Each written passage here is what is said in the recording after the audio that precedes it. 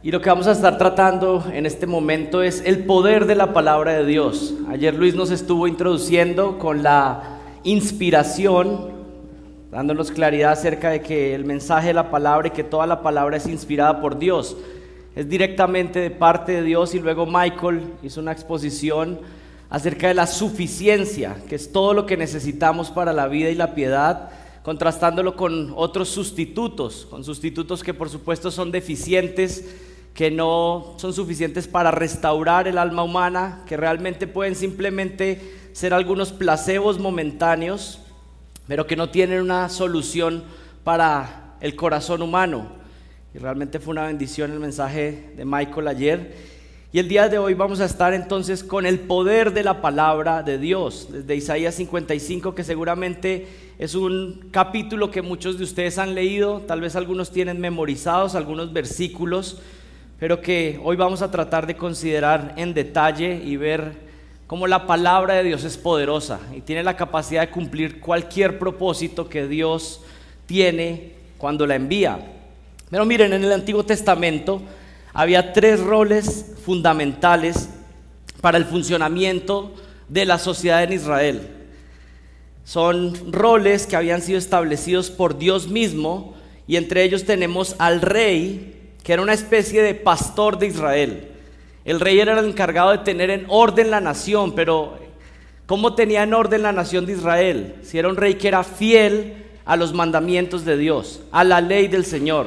Es más, cada rey de Israel tenía un mandamiento de hacer copias de la ley del Señor, de estudiarla, de profundizarla. Un rey era bueno en Israel si seguía los mandamientos de Dios, y un rey era malo si se apartaba de los mandamientos de Dios. Por supuesto, esto se puede aplicar a cualquier liderazgo hoy en día. Un pastor es un buen pastor si pastorea bajo las escrituras, bajo la autoridad de la palabra, y un pastor es un mal pastor si se aleja de la palabra de Dios. Lo mismo aplica a un padre, familia y a cualquier persona. El modelo es la palabra. Así que estaba el rey, pero también estaba el sacerdote. Y el sacerdote era un representante entre el pueblo y Dios. Era el encargado de presentar sacrificios. Era una especie de representante o mediador entre el pueblo y Dios. Pero todos sabemos, por lo que conocemos en el Nuevo Testamento, que todos esos sacerdotes que estuvieron en el Antiguo Testamento, pues eran sacerdotes limitados, eran mediadores limitados, porque ellos presentaban sacrificios por el pueblo, pero ellos necesitaban también presentar sacrificios por sí mismos. Eran pecadores también. Y conocemos que el Señor Jesucristo, pues es el sacerdote y mediador perfecto, porque es santo y es nuestro mediador por la eternidad.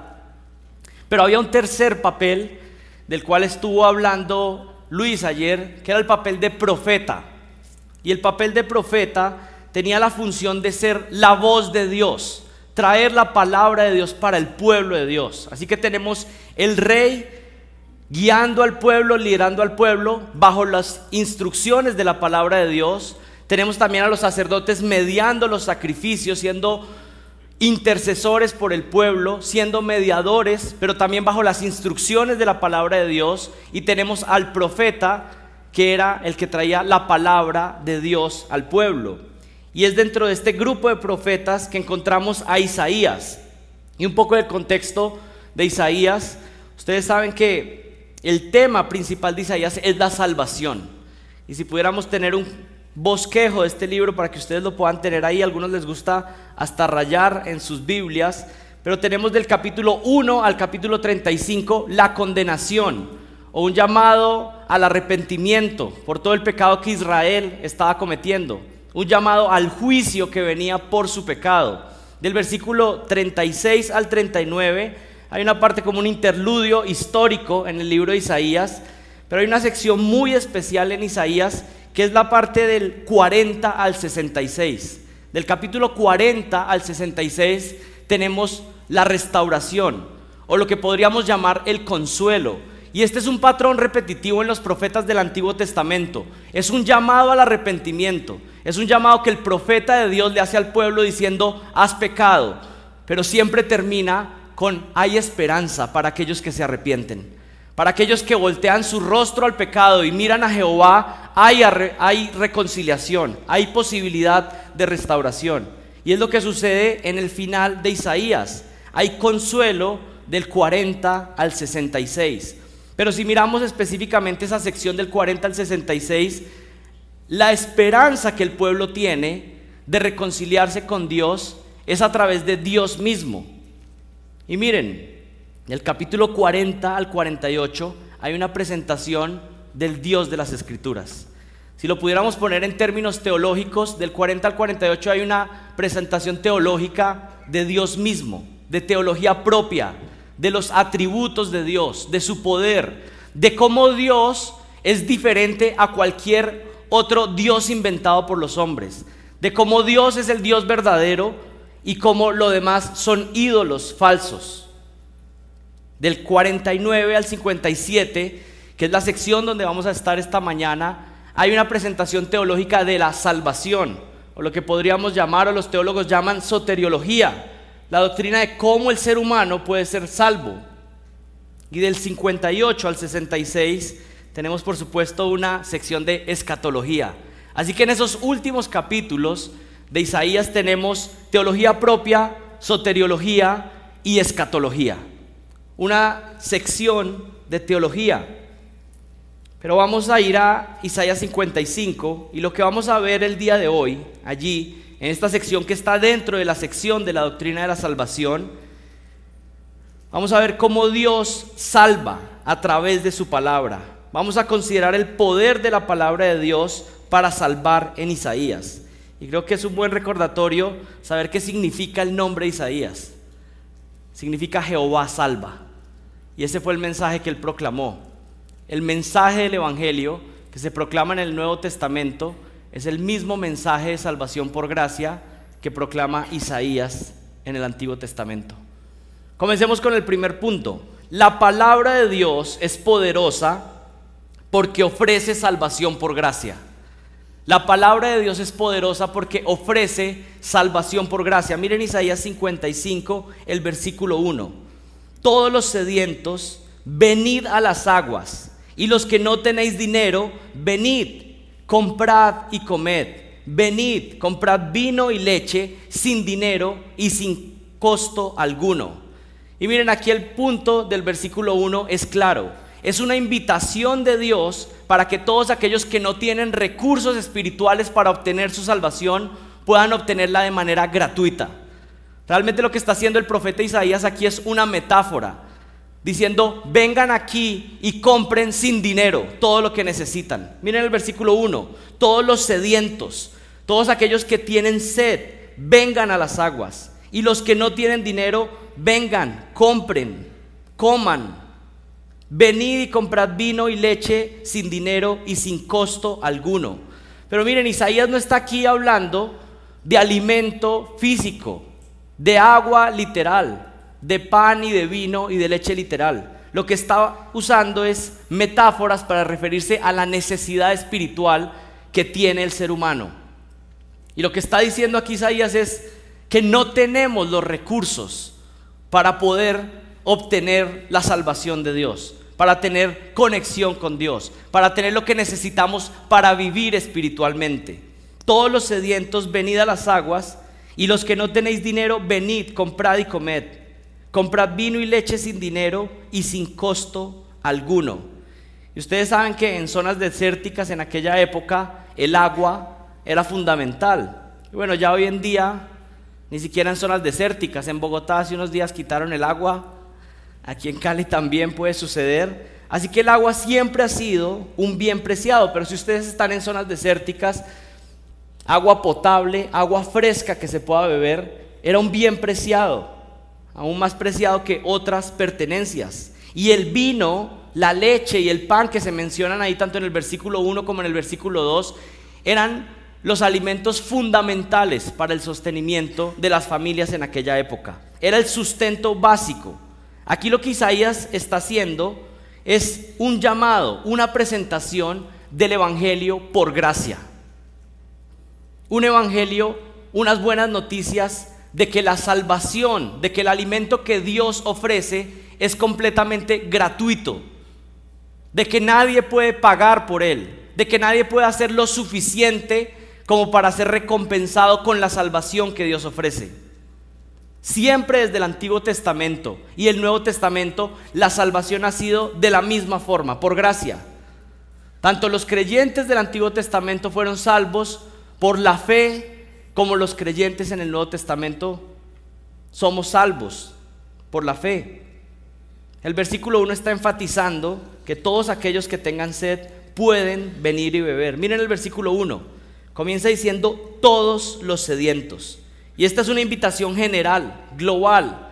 Por el contexto de Isaías, lo que está haciendo Isaías es decir, esta invitación incluye tanto a judíos como a gentiles, personas de todas las naciones. Todos están incluidos, todos pueden venir y beber el agua que está ofreciendo Dios. Es una invitación global, incluye judíos y gentiles, pero incluye a cualquier tipo de persona. Todos los que tengan necesidad espiritual pueden venir gratuitamente y beber de las fuentes de agua viva que ofrece Dios. Recuerden que eso es lo que estaba diciendo Jesús en Juan 4, cuando le responde a la mujer samaritana por esta conversación acerca de esta agua viva. Jesús le dijo en Juan 4:13, todo el que beba de esta agua volverá a tener sed, hablando del agua del pozo, pero el que beba del agua que yo le daré no tendrá sed jamás, sino que el agua que yo le daré se convertirá en él en una fuente de agua que brota para vida eterna. Y miren, esta es una conexión con lo que Jesucristo estaba ofreciendo, es lo mismo que Isaías estaba ofreciendo. Aguas verdaderas. Todo aquel que esté sediento espiritualmente puede venir y beber de la fuente que Dios ofrece para salvación. La salvación es algo que no puedes comprar, que no puedes ganar. Si no es de manera gratuita, si no es por gracia, no puedes obtener el perdón de tus pecados. No hay otra forma. Solamente Dios puede salvar de manera gratuita. Solamente puedes recibir vida eterna y participar del reino de los cielos si lo haces por medio de la fe, y es un regalo de Dios. Es lo que está enfatizando Isaías acá con esta metáfora. Todos los sedientos vengan y beban de las aguas. Todos los que no tenéis dinero, vengan y compran y coman sin dinero y sin costo alguno. Y miren lo que dice el versículo 2 en Isaías 55. ¿Por qué gastáis dinero en lo que no es pan y vuestro salario en lo que no sacia? Escuchadme atentamente y comed lo que es bueno, y se deleitará vuestra alma en la abundancia. Isaías aquí está continuando con la metáfora. Lo que quiere decir es, ustedes porque están desgastando sus vidas en lo que no tiene sentido, en lo que los deja vacíos. ¿Por qué están desperdiciando sus días en lo que no es eterno? Un llamado al arrepentimiento. Lo que le está diciendo es, aliméntense de la provisión que realmente alimenta. En lo que están desperdiciando sus vidas, alejados del camino de Dios, lejos de las aguas que Dios ofrece, del alimento que Dios ofrece, es realmente vacío. Van a quedar siempre insatisfechos. Es una especie de conexión con lo que dijo Jeremías en el capítulo 2, versículo 13. Porque dos males ha hecho mi pueblo. Me han abandonado a mí, fuentes de agua viva, y han cavado para sí cisternas agrietadas que no retienen el agua. Y miren, esto no es una situación solamente de los israelitas. Esta es la situación de cada ser humano que intenta buscar su satisfacción fuera del Dios verdadero. Pero a veces pensamos, y cuando escuchamos estos pasajes o estas advertencias, pensamos que solamente es algo que se le está hablando a personas que no tienen nada que ver con Dios y que tal vez están cavando cisternas para acumular sus tesoros, sus riquezas. Pero saben, dentro del pueblo de Dios también puede suceder esto, que empezamos a poner nuestra confianza, nuestro deleite en algo más que no es Jesucristo. Miren, aún el ministerio se puede convertir en una cisterna rota, donde personas están acumulando y acumulando y poniendo todo su sustento y su vida en eso. Pero realmente el Señor nos llama a que Él sea nuestro pan, a que Él sea nuestra agua viva, que dependamos completamente de Él y de nada más. Es un llamado a ser alimentados por lo que Dios ofrece, que Él sea nuestra satisfacción. Y cada uno puede preguntarse y decir, bueno, ¿qué es lo que más me satisface en esta vida? ¿Qué es lo que me llena completamente? Y la invitación del profeta Isaías, la invitación del Señor Jesucristo, la invitación de la palabra de Dios, es que sea Dios mismo nuestra satisfacción, que Él sea nuestra porción, que Él sea nuestro gozo. ¿Por qué gastáis dinero en lo que no es pan y vuestro salario en lo que no sacia? Escuchadme atentamente y comed lo que es bueno, y se deleitará vuestra alma en abundancia. La palabra de Dios es una invitación directa de Dios diciendo: no sigas gastando tu vida en lo que no te va a saciar, en acumular tesoros en cisternas rotas. Hay una frase muy memorable de Agustín de Hipona que realmente creo que resume muy bien el estado del ser humano sin Dios. Él lo dijo así: nos hiciste, Señor, para ti, y nuestro corazón está inquieto hasta que descanse en ti. Todo corazón está inquieto, está vacío, intentando llenarse con múltiples cosas, pero solamente estará lleno y completo hasta que encontremos satisfacción en Dios, en el Dios verdadero. Miren en el versículo 2, miren el énfasis. Hay un énfasis en prestar atención, en escuchar con atención. Miren el versículo 2, Isaías 55:2. ¿Por qué gastáis dinero en lo que no es pan y vuestro salario en lo que no sacia? Escuchadme atentamente. Y recuerden lo que estuvo hablando Luis ayer. La voz del profeta es la voz de Dios mismo. Así que escuchar las profecías que estaban dando los profetas, escuchar la palabra de Dios, es escuchar a Dios mismo. Cuando la Biblia habla, Dios habla.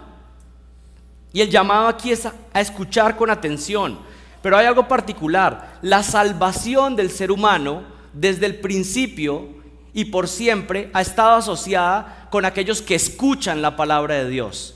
Ninguna persona puede ser salva si rechaza la palabra de Dios, si rechaza el mensaje que Dios ha dado, si rechaza las promesas que Dios ha dado.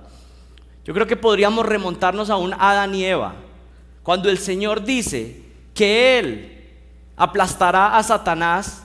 Yo estoy convencido que Adán y Eva pudieron ser salvos si creyeron en ese protoevangelio que se proclamó allí en Génesis 3. Cada persona en cada generación ha tenido que recibir la revelación de Dios, y aquellos que aceptan la palabra de Dios son los que son salvos. Los que rechazan la palabra de Dios, entonces se pierden eternamente. Por eso es que el profeta está diciendo aquí: escuchadme atentamente. Hay una conexión entre escuchar y ser reconciliado con Dios. El necio escucha pero ignora, pero el sabio atiende el llamado de Dios, como dice Proverbios 22:3. Miren lo que dice el versículo 3. El énfasis sigue hablando de lo mismo. Inclinad vuestro oído y venid a mí. Escuchad y vivirá vuestra alma, y haré con vosotros un pacto eterno, conforme a las fieles misericordias mostradas a David. Y miren que el énfasis sigue siendo el mismo en el versículo 3. Presten atención, inclinen su oído, estén atentos a la palabra de Dios, al llamado que Dios está haciendo. Aquí la idea es inclinar el oído y venir a Dios y escucharlo. Pero por supuesto esto no tiene que ver con una postura física de inclinarse de determinada manera para escuchar la palabra de Dios. Este es un llamado a la conversión, es un llamado al arrepentimiento. Cuando está hablando de inclinar nuestro oído, venir a Dios y escucharlo, es un llamado a la conversión. Es Dios desde el cielo diciendo: inclina tu oído espiritual y escucha lo que estoy hablando. Me recuerda la conversión de Spurgeon, escuchando un versículo: miradme a mí. Y solamente eso hizo que él entendiera que tenía que dar la espalda a este mundo y mirar al Señor. Mirad a mí y sed salvos. El mensaje siempre ha sido el mismo. Estás mirando a múltiples lugares, estás mirando a múltiples direcciones, pero Dios desde el cielo te dice: miradme a mí, escuchadme a mí, inclina tu oído a lo que Dios está diciendo, a lo que Dios está hablando a tu vida. Dios está diciendo: inclina tu oído espiritual y escucha lo que estoy hablando. Venir a Dios no es otra cosa que arrepentirnos de nuestros pecados, darles la espalda y empezar a amar a Jesucristo de todo corazón. No puedes venir a Jesús con los brazos ocupados. Y sé que ustedes han escuchado esta ilustración muchas veces, especialmente los que están en Cali, pero el llamado al arrepentimiento, el llamado a la conversión verdadera, es un llamado a dar la espalda a los pecados a los cuales estamos aferrados, y más que los pecados a los cuales estamos aferrados, los pecados a los cuales estamos enamorados. Y es un llamado a desenamorarnos del mundo, de lo que nos tiene aferrado, y empezar a amar a Jesucristo. Yo creo que hay un problema cuando alguien simplemente tiene cambios de conducta, cuando alguien tal vez deja de practicar ciertas cosas que le estaban trayendo problema en su vida. Personas que son sumamente groseras, sumamente altaneras, y tal vez dejan de actuar de esa manera porque eso le está trayendo muchos problemas. Pero eso no es necesariamente una conversión verdadera. La conversión verdadera es que detesto eso porque desagrada a mi Señor, pero ahora me volteo y amo a Jesucristo y quiero obedecerle lo que Él manda. Hay una diferencia entre reemplazar pecados o conductas y una persona que realmente cambia sus afectos y su corazón. Y ese ha sido el llamado a la conversión verdadera desde el Antiguo Testamento y en el Nuevo Testamento. Es dejar de amar este mundo y el pecado al cual estamos aferrados, empezar a detestarlo y empezar a amar a Jesucristo y amar lo que Él ama. Y empezar a obedecer lo que Él nos manda, porque sus mandatos son buenos para nosotros. No puedes venir a Jesús con los brazos ocupados y aferrados al pecado, pero tampoco puedes soltar el pecado si no estás amando a Jesucristo. Por eso es que la fe y el arrepentimiento son dos caras de la misma moneda. No puedes tener fe verdadera aferrado a tus pecados, y no puedes soltar tus pecados si no estás amando con fe verdadera a Jesucristo. ¿Y cuál es la promesa para aquel que inclina su oído, para aquel que se arrepiente? Miren el versículo 3. Inclinad vuestro oído y venid a mí, escuchad y vivirá vuestra alma, y haré con vosotros un pacto eterno. ¿Cuál es la promesa? Aquellos que inclinan su oído, que vienen a Dios, que ya lo vimos que es arrepentirse, que escuchan. ¿Cuál es la promesa? Vivirá vuestra alma. Vivirá vuestra alma. Hará un pacto eterno con ustedes, conforme a las fieles misericordias mostradas a David. Así como Dios hizo un pacto incondicional con David, asimismo estableció un nuevo pacto donde judíos y gentiles podrían disfrutar de la salvación por la fe. Así como Dios cumpliría el pacto davídico, también cumpliría el nuevo pacto. Miren el versículo 4. He aquí lo he puesto por testigo a los pueblos, por guía y jefe de las naciones. He aquí que llamarás a una nación que no conocías, y una nación que no te conocía correrá a ti a causa del Señor tu Dios, el Santo de Israel, porque Él te ha glorificado. Y aquí por supuesto hay una conexión con Jesucristo. Hay una conexión del pacto davídico con el nuevo pacto, y el Señor Jesucristo es el consumador de todos los pactos.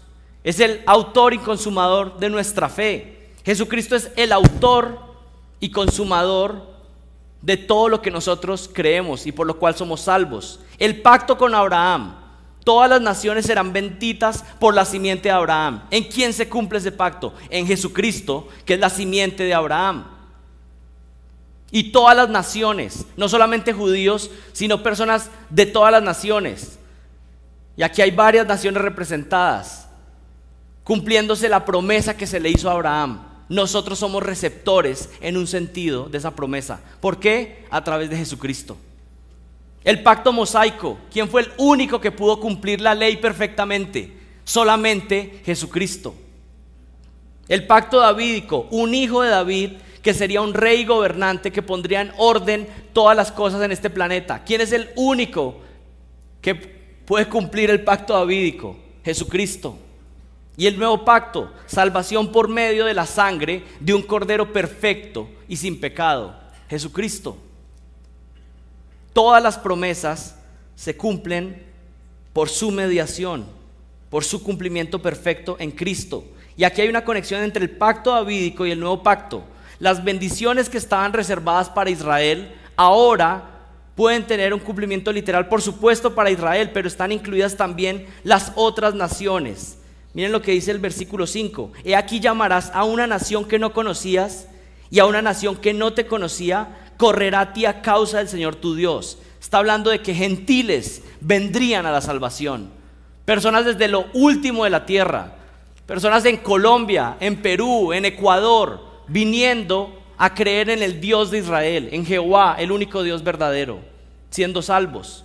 Naciones que no conocían a Jehová ahora correrían hacia Él. Y nosotros somos testigos del cumplimiento de esta promesa, de esta profecía. Isaías resultó ser un profeta verdadero, no había que apedrearlo. Nosotros estamos viendo el cumplimiento de lo que Isaías profetizó. Todas las naciones siendo receptoras de las bendiciones del Dios de Israel. Salvación por gracia a todo aquel que esté sediento y con hambre espiritual, sea judío o sea gentil. Y miren, aquí el resumen es que la palabra es poderosa porque ofrece un mensaje de salvación por gracia. ¿Tú quieres ser perdonado de tus pecados? ¿Tú quieres saber que vas a estar por la eternidad con Dios? Pues el mensaje del versículo 1 aplica a la salvación completamente. Vengan y compren sin tener dinero. Así funciona la salvación. Puedes obtenerla sin tener los recursos. Y más bien puedes obtenerla, no, es la única manera de obtenerla. No tienes los recursos para obtener tu salvación por ti mismo. Necesitas que alguien más te dé esa salvación. Nadie más ofrece este tipo de salvación. Y por eso la palabra de Dios es poderosa, porque es un mensaje único. Los católicos ofrecen salvación por fe sumada a las buenas obras. Sí tienes que tener fe, pero tienes que acumular unas buenas obras para poder también ser salvo. Ese no es el mensaje de las Escrituras. Testigos de Jehová y mormones y toda secta ofrecen salvación, pero necesitas obras para obtener esa salvación. Necesitas hacer cosas para ser acepto delante de Dios. Musulmanes ofrecen la misma ruta, salvación a través de las obras. Como funciona es hombres tratando de hacer muchas cosas para que Dios los mire y al final los premie. Pero ese no es el mensaje de la Biblia. El mensaje de la Biblia es que todos nosotros no hemos podido vivir agradando a Dios. Que ninguno de ustedes ni yo hemos podido vivir una vida perfecta. Y que necesitamos ser salvos únicamente por la gracia. Si no es por su gracia, ninguno de nosotros sería salvo. Algunas personas piensan que hay muchas religiones, pero solamente hay dos religiones. Una religión que ofrece salvación por gracia en Jesucristo y todas las otras religiones del mundo que ofrecen salvación por obras. Este mundo no ofrece salvación, pero te ofrece placebos que te mantienen entretenido, olvidando la bancarrota espiritual de tu alma. Droga, licor, sensualidades, inmoralidades que te distraen por unas horas y te hacen olvidar de tu estado eterno. Televisión, internet excesivo, dinero, placeres de este mundo que tal vez satisfacen por un momento, pero ¿saben cómo funciona? El señuelo viene, atrae a las personas, nos atrae, pensamos que nos va a traer satisfacción, pero luego son esos mismos pecados los que están acusándote perpetuamente y ni siquiera te dejan dormir. Algunos se refugian no en cosas tan oscuras como las que acabo de mencionar, pero tal vez en cosas que son más permisibles, en obtener grados académicos, en la política, en la psicología, pero todos estos son mensajes que nos salvan. El mensaje de la palabra es poderoso porque ofrece salvación por pura gracia. Es un regalo de Dios. Pero aquí quiero detenerme y preguntarles algo. ¿Cómo es posible que pecadores que han fallado de todas las maneras, como nosotros, los que estamos aquí, podamos ir al cielo? ¿Cómo es posible que alguien pueda ir a la tienda y comprar sin tener dinero? ¿Cómo es posible que usted y yo, que hemos pecado con nuestra mente, con nuestras palabras, con nuestras intenciones, vamos a ser premiados y vamos a ser coherederos con Cristo? ¿Hay alguno aquí que pueda decir, por la manera en que yo he vivido, merezco ser coheredero y gobernar el universo con Cristo por la eternidad? ¿Alguno? ¿Cómo es posible que la salvación por gracia sea un ofrecimiento genuino de Dios? ¿Cómo es posible que esto pueda suceder? ¿Cómo es que alguien puede ir a la tienda, comprar agua, pan, leche y vino sin dinero? ¿Saben cuál es la respuesta? Porque es por gracia. Pero hay otra respuesta, y es que antes de Isaías 55 está Isaías 53. Y eso tal vez parece una conclusión como, bueno, usted fue al seminario para eso, que Isaías 53 antes está el 55. Bueno, vayan a Isaías 53, porque la razón de que alguien pueda ir a la tienda y comprar sin recursos, de que alguien pueda obtener la salvación sin tener méritos en sí mismo, está en Isaías 53. Miren lo que dice Isaías 53. ¿Quién ha creído nuestro mensaje? ¿A quién se ha revelado el brazo del Señor? Creció delante de él como renuevo tierno, como raíz de tierra seca. No tiene aspecto hermoso ni majestad para que le miremos, ni apariencia para que le deseemos. Fue despreciado y desechado de los hombres, varón de dolores y experimentado en aflicción, y como uno de quien los hombres esconden el rostro. Fue despreciado y no le estimamos. Ciertamente él llevó nuestras enfermedades y cargó con nuestros dolores. Con todo, nosotros le tuvimos por azotado, por herido de Dios y afligido. Y por supuesto ustedes saben de quién está hablando del Señor Jesucristo. 700 años antes de que el Señor viniera, profetizando que Él, el siervo sufriente, moriría en nuestro lugar. Versículo 4: ciertamente Él llevó nuestras enfermedades, cargó con nuestros dolores, con todo nosotros le tuvimos por azotado, por herido de Dios y afligido. Mas Él fue herido por nuestras transgresiones, molido por nuestras iniquidades. El castigo por nuestra paz cayó sobre Él, y por sus heridas hemos sido sanados. Todos nosotros nos descarriamos como ovejas, nos apartamos cada cual por su camino, pero el Señor hizo que cayera sobre Él la iniquidad de todos nosotros. Fue oprimido y afligido, pero no abrió su boca. Como cordero que es llevado al matadero, y como oveja ante sus trasquiladores, permanece muda. No abrió él su boca. Por opresión y juicio fue quitado. Y en cuanto a su generación, ¿quién le tuvo en cuenta que él fuera cortado de la tierra de los vivientes? Por la transgresión de mi pueblo, a quien correspondía la herida. Se dispuso con los impíos su sepultura, pero con el rico fue en su muerte, aunque no había hecho violencia ni había engaño en su boca. Ustedes saben, Isaías 53 hablando de la sustitución de el cordero pagando el precio que nosotros merecíamos. Isaías 55 puede ser una verdad porque Jesucristo murió en nuestro lugar. Lo que sucede con la salvación no es que Dios ignora nuestro pecado. No es como que hay un mugre y entonces se alza el tapete y el mugre se echa debajo como para que nadie lo vea. Eso no es lo que hace Dios con el evangelio. Cuando usted y yo decimos que somos perdonados, usted puede decir con plena confianza que por horribles y sucios que hayan sido sus pecados, pueden ser completamente perdonados si usted está completamente limpio. Porque no es que Dios ignoró esos pecados, sino que Él pagó ya por esos pecados. Y usted está completamente perdonado y su conciencia puede estar completamente limpia porque Jesucristo ya cargó con esos pecados que usted ha cometido. La salvación es gratis para nosotros, pero no fue gratis para Dios. A Dios le costó su Hijo unigénito. Para nosotros es gratuita, es de gracia. Podemos ir y comprar sin dinero, pero a Él le costó todo. Y miren, ¿saben qué? Esto no solamente funciona con la salvación. Todo en la vida es de la misma manera. Si usted recibe algo gratis, es porque alguien más lo pagó. Nada es gratis realmente. Alguien siempre paga. Si usted recibe un regalo, si usted recibe algo gratuito, alguien más lo pagó. Y lo mismo sucede en la salvación. Nosotros lo recibimos por gracia, gratuitamente, pero Dios pagó el precio. Dios pagó el precio con la sangre de su Hijo Jesucristo. En primer lugar, la palabra de Dios es poderosa porque es la única que ofrece un mensaje de salvación por gracia. La palabra de Dios es poderosa porque es la única que ofrece un mensaje de salvación por gracia. En segundo lugar, la palabra de Dios es poderosa porque ofrece reconciliación con Dios.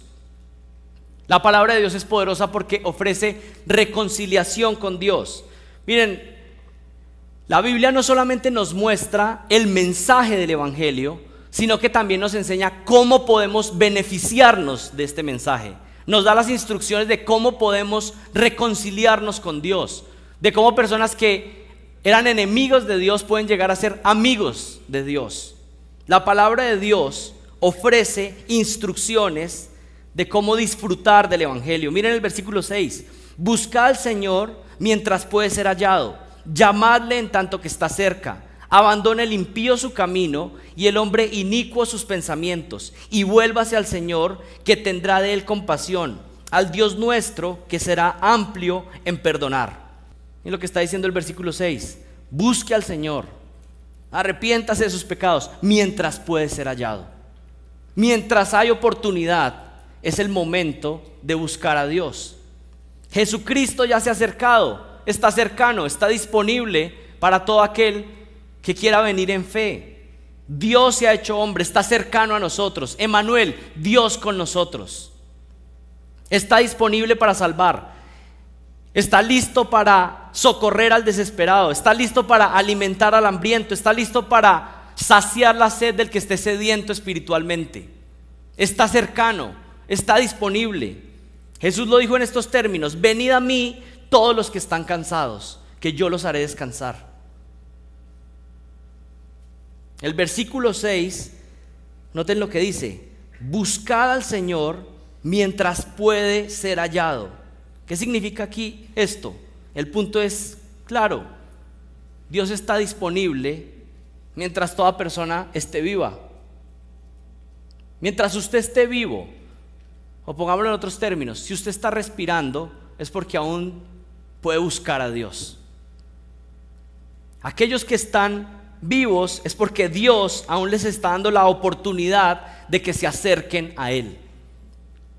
Yo sé que estamos hablando a un grupo de personas que en general entendemos que son creyentes, pero sé que hay personas que aún no creen en Jesucristo, y para ellos principalmente estoy hablando esta mañana. Hoy es el día de salvación. Buscadle mientras está disponible, porque mañana puede ser demasiado tarde. Hebreos 9:27 lo dice así: así como está decretado que los hombres mueran una sola vez, y después de esto el juicio. ¿Y cuál es el énfasis acá? Dios puede ser hallado solamente en esta vida.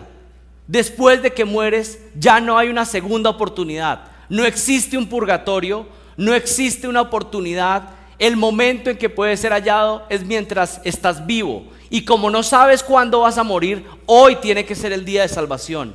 Hoy tiene que ser el día en que te arrepientes de tus pecados y pones tu fe en Jesucristo. Buscad al Señor mientras puede ser hallado. Llamadle en tanto está cerca. Y Él se ha acercado, está disponible. Hoy es el día. Pero alguien se pregunta: bueno, ¿cómo puedo buscar a Dios? ¿Cómo puedo hallarle? ¿Cómo puedo llamarle? Bueno, la respuesta está en el versículo 7. Abandone el impío su camino y el hombre inicuo sus pensamientos, y vuélvase al Señor, que tendrá de él compasión, al Dios nuestro, que será amplio en perdonar. El arrepentimiento y la fe, ya lo enfatizamos en los versículos anteriores, pero aquí Isaías nos está dando nuevamente una clase de evangelismo. ¿Cómo es que puedes buscar a Dios? ¿Cómo es que puedes acercarte a Él? A través del arrepentimiento y la fe. Es la única vía, es la única ruta. Arrepiéntete de tu pecado y pon toda tu fe en Jesucristo. Así te puedes acercar a Dios. Algunas personas piensan que acercarse a Dios es acercarse a una iglesia. Bueno, esa puede ser un medio, pero estar en una iglesia no te hace cristiano. Asistir a una conferencia como estas no te convierte en cristiano. Rodearte de personas cristianas no te convierte en cristiano. Necesitas arrepentirte de tus pecados y poner tu fe en Jesucristo. Esa es la forma de acercarse. Ese es el método que Dios ha establecido.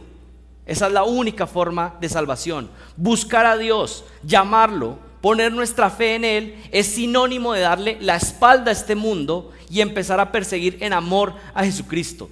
Y aquí quiero enfatizar una vez más lo que dije hace unos minutos. Se trata de amarlo a Él.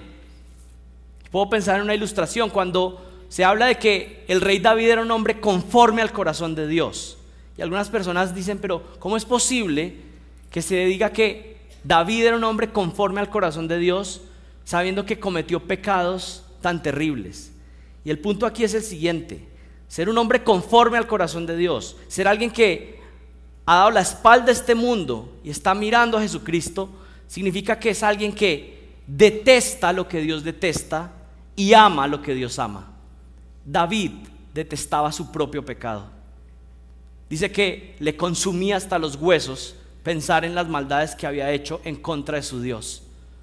Detesta el pecado en su vida y ama lo que Dios ama.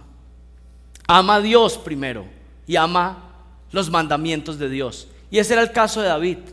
Claro, había pecado y ustedes y yo pecamos y seguiremos pecando, pero la diferencia entre un creyente verdadero y uno que no lo es si ama a Jesucristo.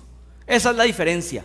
Hay personas que ponen muchos requisitos y muchas cosas difíciles de saber. ¿Cómo sé si soy cristiano? Bueno, tú puedes saber. ¿Amas a Jesucristo?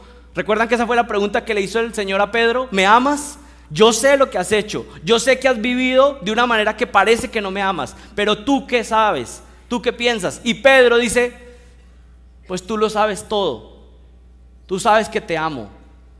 La salvación verdadera no es ni siquiera intelectual, aunque incluye el intelecto, entender ciertos conceptos de la fe, pero la salvación verdadera es un cambio en los afectos del corazón. Es dejar de amar este mundo y empezar a amar más a Jesucristo y lo que Él manda. Y ese es el llamado que está haciendo Isaías. Una conversión verdadera, un cambio de dirección en los afectos de tu corazón.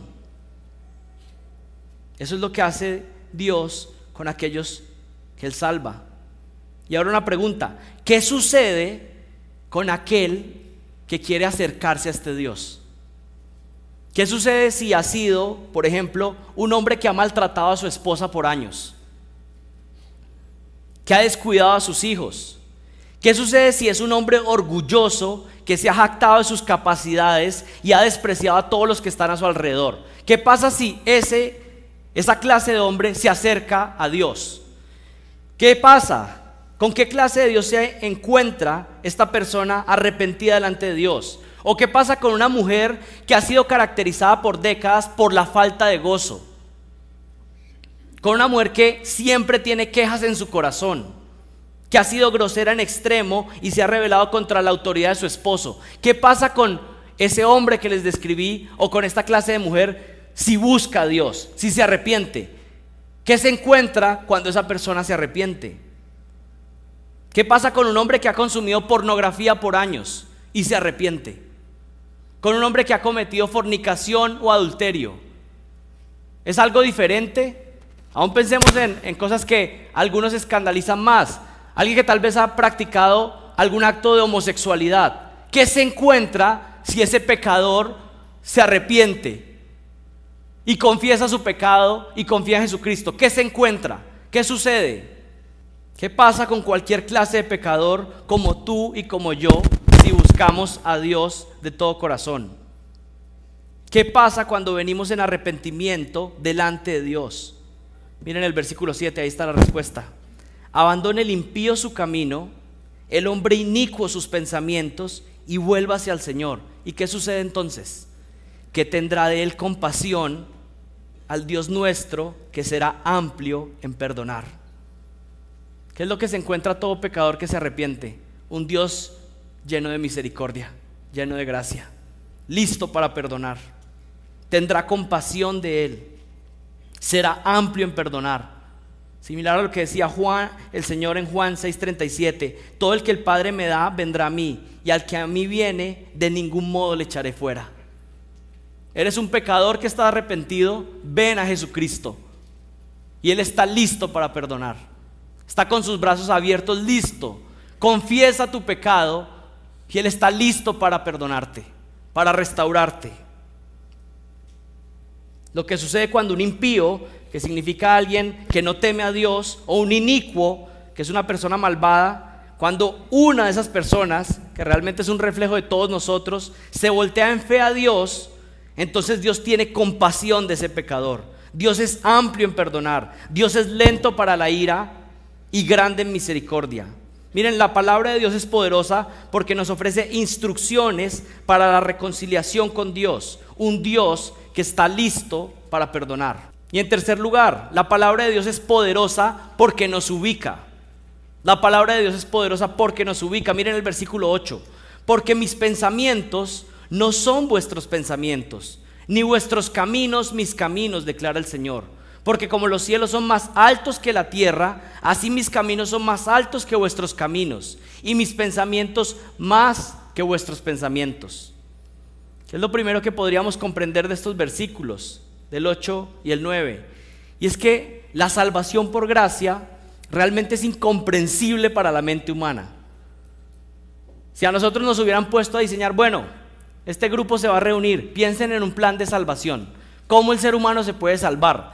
Sin que tuviéramos la revelación de las palabras, ninguno hubiera llegado al plan hermoso que el Dios eterno estableció antes de la fundación del mundo.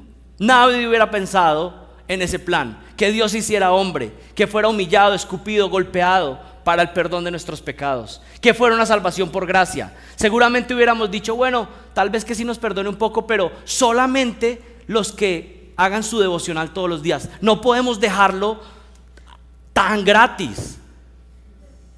Nosotros no somos ni un poquito cercanos a la misericordia de Dios.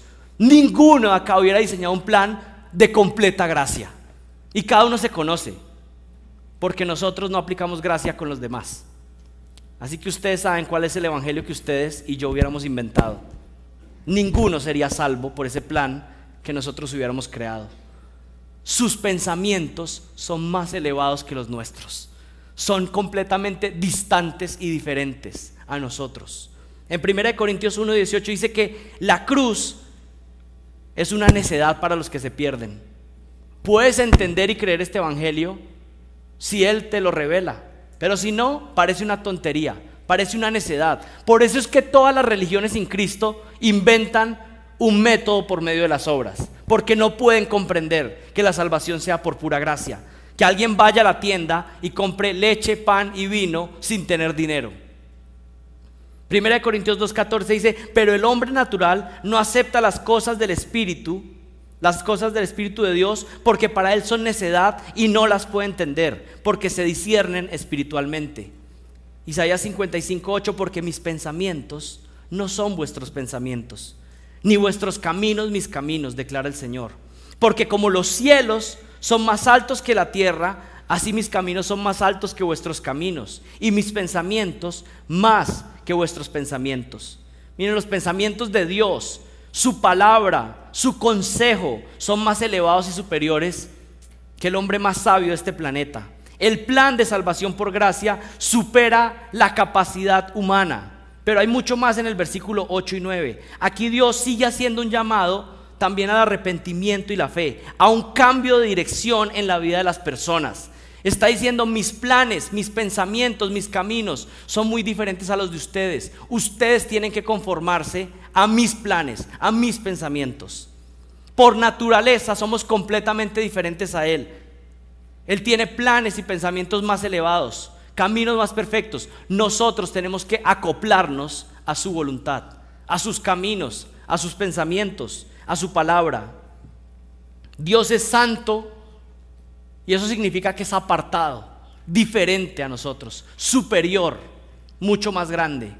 Nosotros tenemos que adaptarnos a sus caminos. Él es infinitamente superior.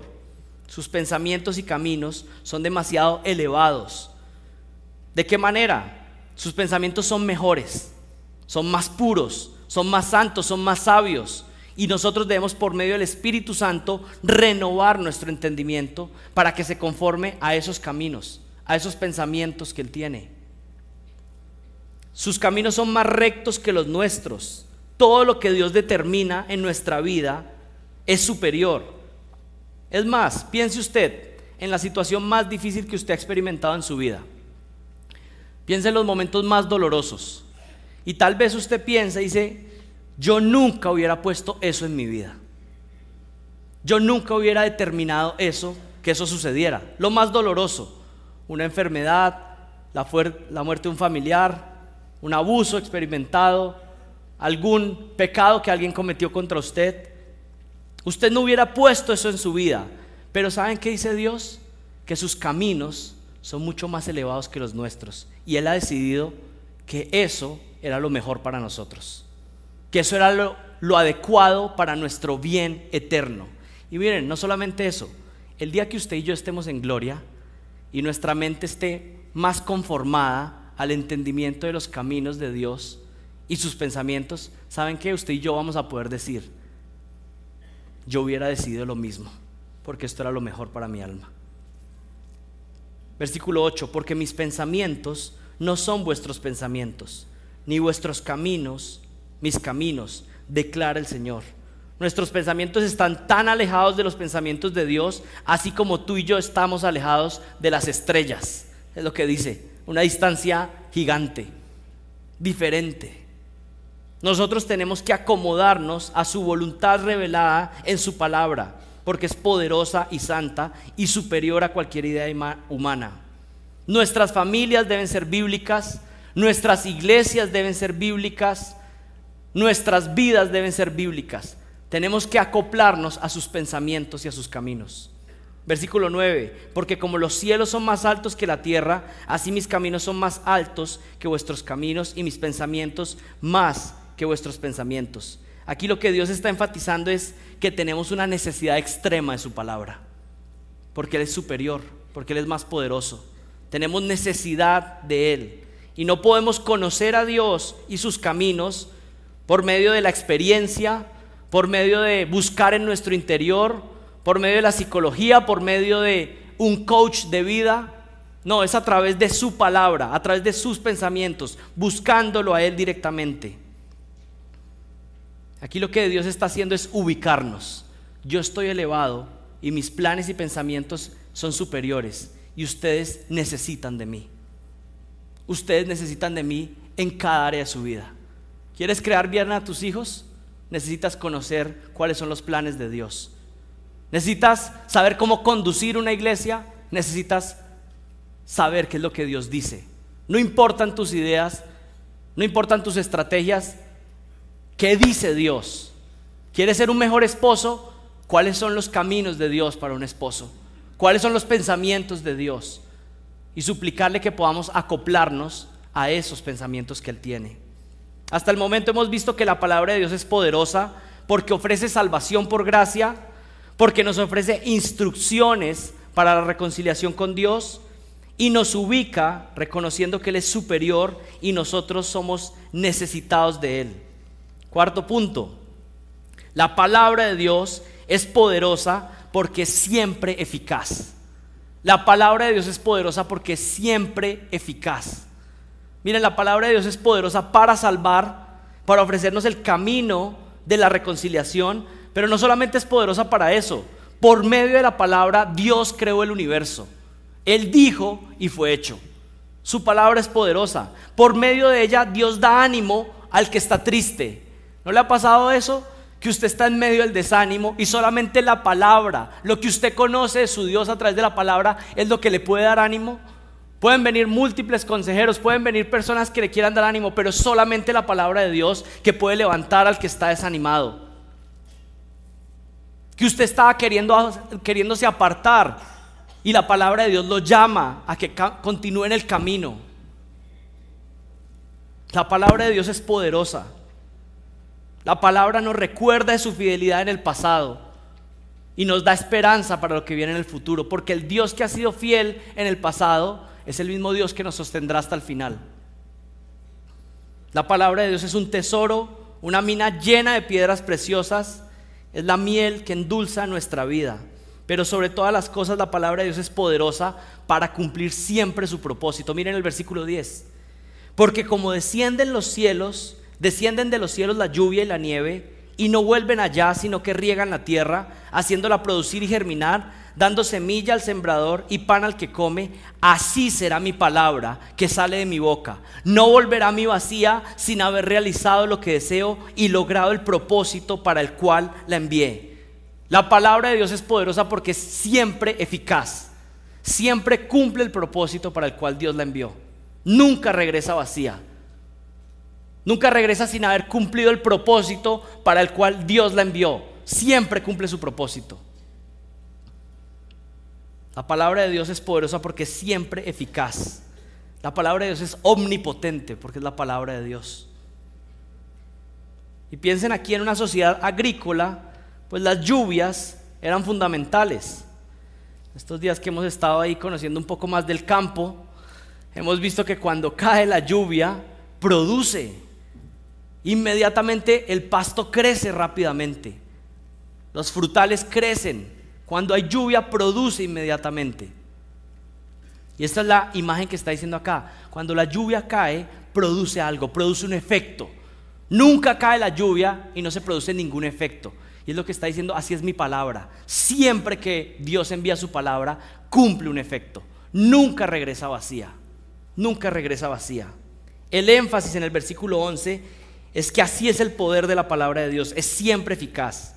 Y esto se puede ver por lo menos en dos vías. Porque alguien me puede decir, bueno, yo le he predicado la palabra a mis familiares.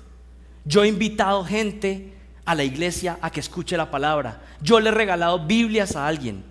Y parece que en esos casos la palabra está regresando vacía. No está teniendo un efecto.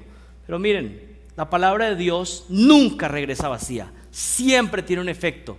Y por lo menos podría pensar en dos. Número uno, la palabra de Dios produce salvación.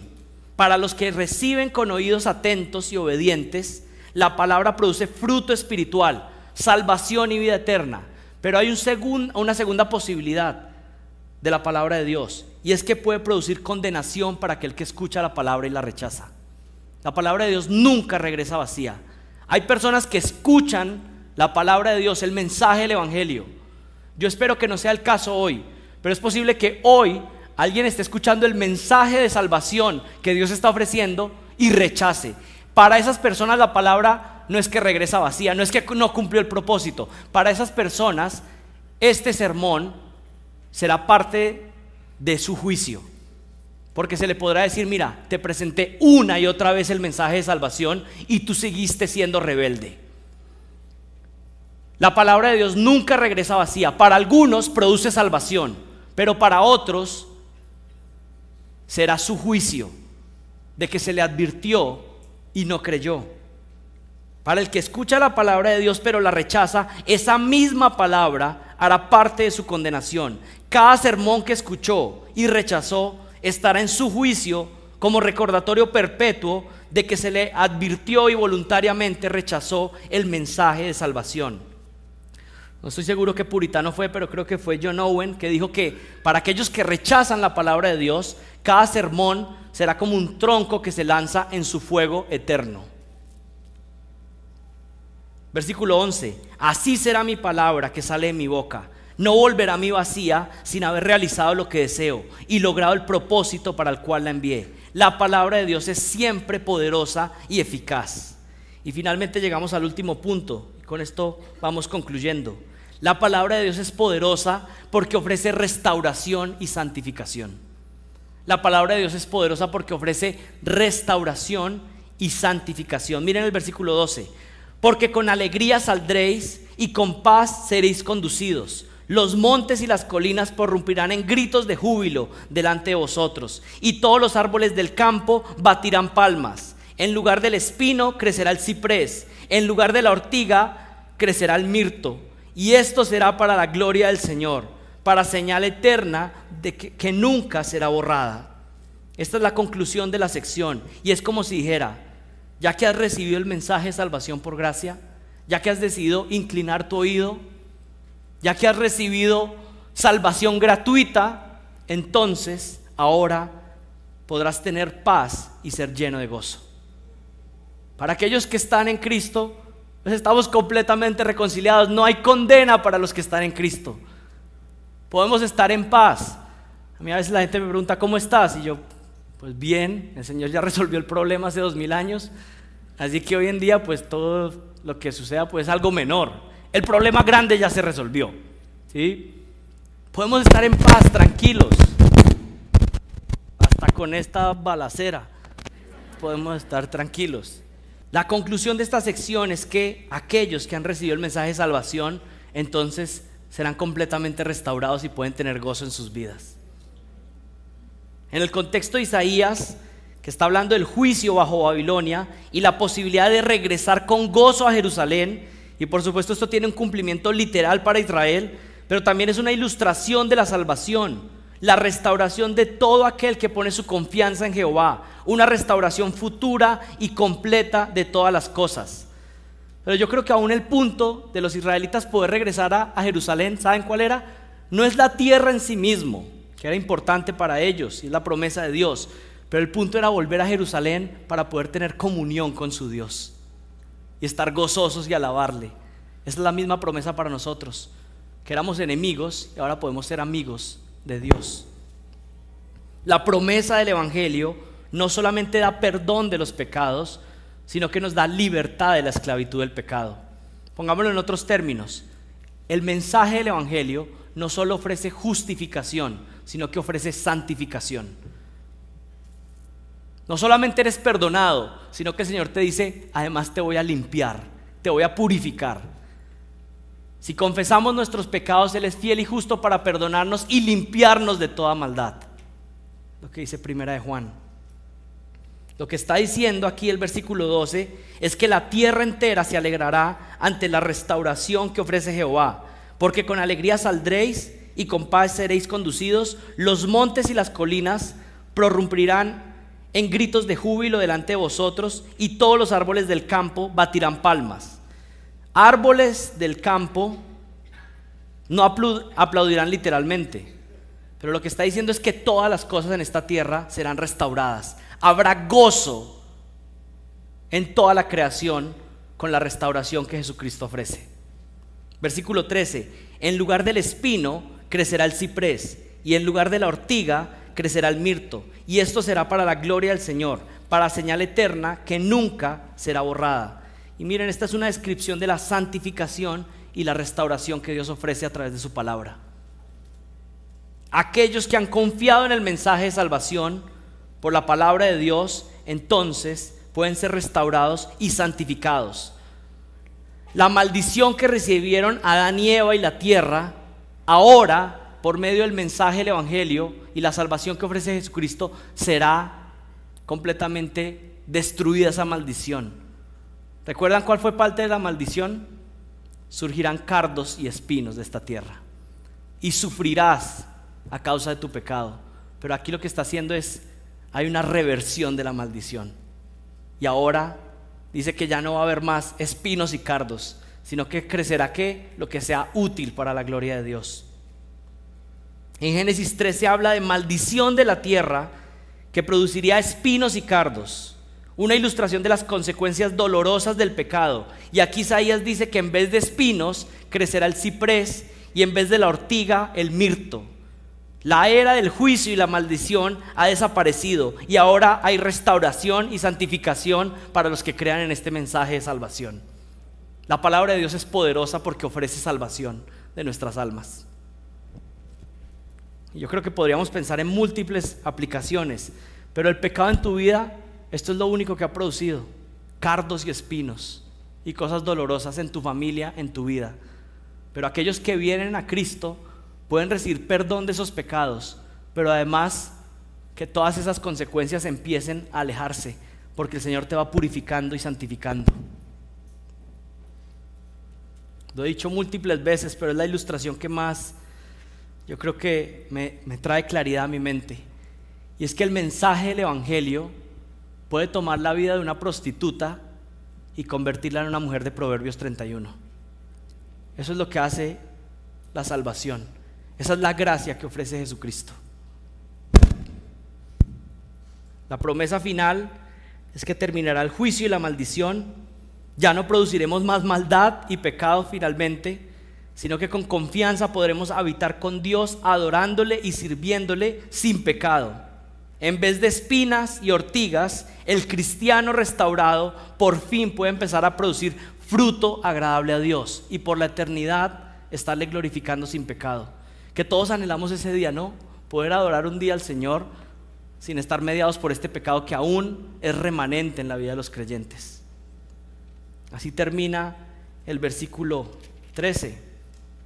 Esto será para la gloria del Señor, para señal eterna que nunca será borrada.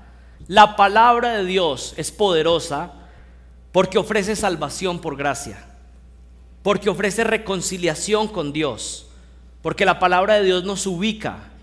La palabra de Dios es poderosa porque es siempre eficaz, y la palabra de Dios es poderosa porque ofrece restauración y santificación. Demos gracias al Señor por este regalo que es hermoso, su palabra. Oremos. Padre, gracias por tu bondad y tu misericordia y por lo que estás haciendo en medio nuestro. Señor, trae personas a salvación, rompe corazones de piedra y permite que personas vengan a ti, que inclinen su oído. Señor, sabemos que si alguien inclina su oído es porque tú obraste soberanamente y le concediste fe para creer. Pero no olvidamos también la responsabilidad humana. Tú eres soberano, pero el ser humano tiene que creer. Pero te suplicamos que con tu Espíritu Santo obres poderosamente, que des la capacidad de creer, que des la capacidad de que algunos inclinen su oído a ti y se arrepientan y crean en este mensaje de salvación por gracia. Padre, y para todos aquellos que ya somos tus hijos, gracias por las promesas hermosas que nos has dado en tu palabra. Gracias por el perdón de nuestros pecados, por la restauración y por la santificación progresiva que estás haciendo en nosotros a través de tu palabra. Ayúdanos a permanecer hasta el final. Tú lo has prometido y confiamos en eso, Señor. Te damos gracias por tu bondad y te pedimos, Señor, que nos sigas bendiciendo en lo que resta de la conferencia. Te pido esto en el nombre de Jesucristo. Amén.